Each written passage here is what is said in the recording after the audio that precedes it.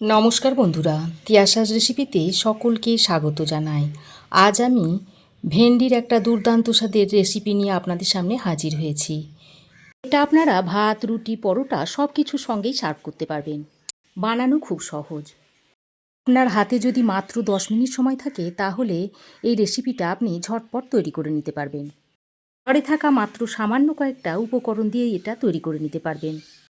আমি আজকে আপনাদের এই রেসিপিটা খুব সহজভাবে বানিয়ে দেখাবো। তো আসুন আর দেরি না করে রেসিপিটা দেখে নেওয়া যাক।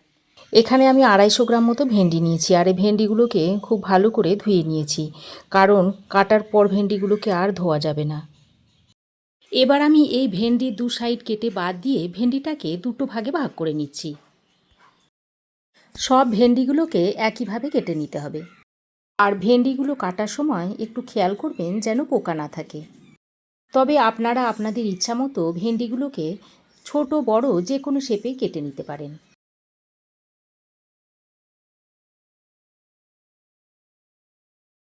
আর এর মধ্যে যে ভেন্ডিগুলো ছোট আছে সেগুলোকে আমি আর দেখুন কাটছি না, গোটা গোটায় রেখে দিচ্ছি। দেখুন সব ভেন্ডিগুলো কেটে নিয়েছি, তারপর একটা প্লেটে তুলে নিচ্ছি।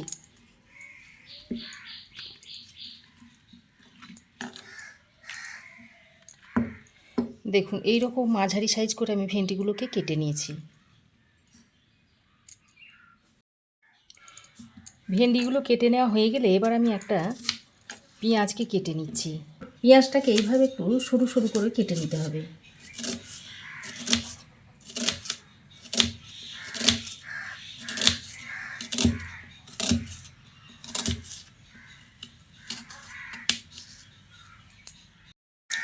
তো দেখুন পেঁয়াজটাকে আমি এরকম সরু সরু আর লম্বা করে কেটে নিয়েছি। এবার আমি কড়াই গরম করে দিয়ে দিচ্ছি সর্ষের তেল। 2 চামচ মতো সর্ষের তেল দিয়ে দিলাম। তেলটা একটু গরম হয়ে এলে এর মধ্যে দিয়ে দিচ্ছি একটা ফাটিয়ে নেওয়া শুকনো লঙ্কা, আর দিয়ে দিচ্ছি 1 চামচ মতো গোটা জিরে। ফোড়নটা কিছুক্ষণ ভেজে নেওয়ার পর ফোড়ন ফুটে উঠলে এর মধ্যে কুচিয়ে নেওয়া পেঁয়াজটা দিয়ে দিচ্ছি। পেঁয়াজটা দিয়ে হালকা করে একটু ভেজে নিতে হবে।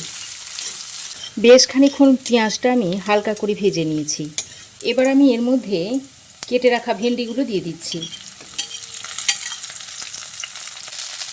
ভেন্ডিটা দিয়ে পেঁয়াজের সঙ্গে নেড়ে চেড়ে মিশিয়ে নিয়ে এর মধ্যে দিয়ে দিচ্ছি স্বাদ মতো নুন, আর দিয়ে দিচ্ছি 2টো চেরা কাঁচা লঙ্কা। তারপর আবারও একসঙ্গে ভালো করে নেড়ে চেড়ে মিশিয়ে নিতে হবে। এবার ঢাকা দিয়ে পেঁয়াজ ও ভেন্ডিটাকে কিছুক্ষণ ভেজে নেব। ততক্ষণে গ্যাসের অন্য একটা বার্নারে একটা ছোট প্যানের মধ্যে দিয়ে দিচ্ছি 1 চামচ বেসন।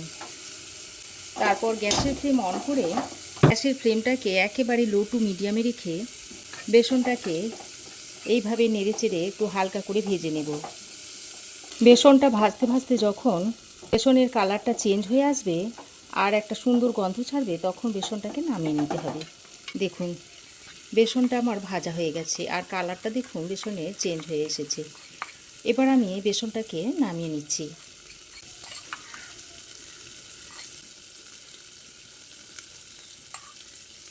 এদিকে দেখুন কিছুক্ষণ ঢাকা দিয়ে ভেন্ডি আর পেঁয়াজটাকে ভেজে নিয়েছি। এবার আমি এর মধ্যে একটা ছোট সাইজের টমেটো কুচিয়ে দিয়ে দিচ্ছি। টমেটোটা দিয়ে আবারও ভেন্ডির সঙ্গে নেড়ে চেড়ে মিশিয়ে নিচ্ছি। দেখুন একটা বাটিতে আমি 1 টেবিল চামচ মতো টক দই নিয়ে নিয়েছি। এবার এর মধ্যে যে বেসনটা ভেজে রেখেছিলাম সেটা দিয়ে দিচ্ছি। এবার এর মধ্যে দিয়ে দিচ্ছি অল্প একটু হলুদের গুঁড়ো, 1/2 চামচ মতো ভাজা জিরের গুঁড়ো দিয়ে দিচ্ছি, আর 1/2 চামচের থেকে একটু বেশি দিয়ে দিচ্ছি ভাজা ধনের গুঁড়ো। এবার দইয়ের সঙ্গে বেসন আর গুঁড়ো মশলাগুলো সব একসঙ্গে ভালো করে নেড়েচেড়ে মিশিয়ে নিচ্ছি। এর মধ্যে অল্প পরিমাণে একটু জল দিয়ে মিশিয়ে নিচ্ছি। এইভাবে দইয়ের মধ্যে যদি গুঁড়ো মশলা দিয়ে দইটাকে মিশিয়ে তরকারির মধ্যে দেওয়া হয় তাহলে দইটা আর ফাটবে না।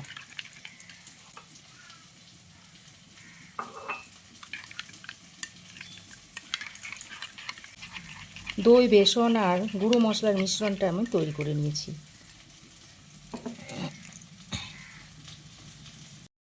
এদিকে দেখুন ভেন্ডিটা খুব ভালোভাবে সেদ্ধ হয়ে গেছে, আর টমেটো যেগুলো দিয়েছিলাম সেগুলোও সফট হয়ে গেছে।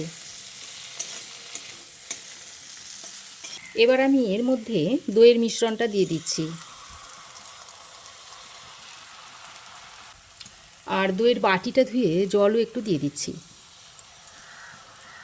এবার সব কিছুকে একসঙ্গে ভালো করে নেড়েচেড়ে মিশিয়ে নিতে হবে। দেখুন সমস্ত কিছুকে ভালো করে মিশিয়ে নিয়েছি। আর এখানে আমি অল্প পরিমাণে একটু চিনি দিয়ে দিচ্ছি, যেহেতু আমি এর মধ্যে দই আর টমেটো দিয়েছি তাই স্বাদের ব্যালেন্সটা করার জন্য চিনিটা দিয়ে দিলাম। তারপর আবারও সব কিছুকে ভালো করে নেড়েচেড়ে মিশিয়ে নিয়ে ঢাকা দিয়ে 3-4 মিনিট রান্না করে নেব। 3-4 মিনিট ঢাকা দিয়ে রান্না করার পর ঢাকাটা খুলে নিয়েছি, আর দেখুন রান্নাটা রেডি হয়ে গেছে। তাহলে দেখলেন তো বন্ধুরা, কত ঝটপট আমি এই দই ভেন্ডি রেসিপিটা রেডি করে নিলাম। হাতে যদি আপনার মাত্র 10 মিনিট সময় থাকে তাহলে আপনি ঝটপট এইভাবে একটা দুর্দান্ত স্বাদের দই ভেন্ডি রেসিপি তৈরি করে নিতে পারবেন, আর এটা আপনারা রুটি ভাত সব কিছুর সঙ্গেই খেতে পারবেন। এবার আমি দই ভেন্ডিটাকে একটা পাত্রে সার্ভ করে দিচ্ছি।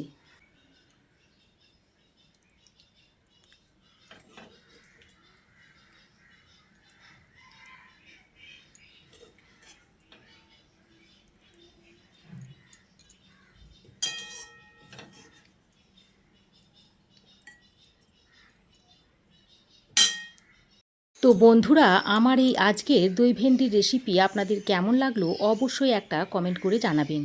ভালো লাগলে একটা লাইক ও শেয়ার করবেন। পাশে থাকা বেল আইকনটা অবশ্যই প্রেস করবেন, তাহলে আমি যখনই কোনো নতুন ভিডিও আপলোড দেব সর্বপ্রথম নোটিফিকেশন আপনার কাছে গিয়ে পৌঁছাবে। আর আমার চ্যানেলে নতুন বন্ধু হয়ে থাকলে প্লিজ চ্যানেলটা সাবস্ক্রাইব করার অনুরোধ রইল। আজ এ পর্যন্তই। আবার দেখা হবে নতুন কোনো রেসিপি নিয়ে নেক্সট এপিসোডে। সে পর্যন্ত ভালো থাকবেন, সুস্থ থাকবেন। ধন্যবাদ।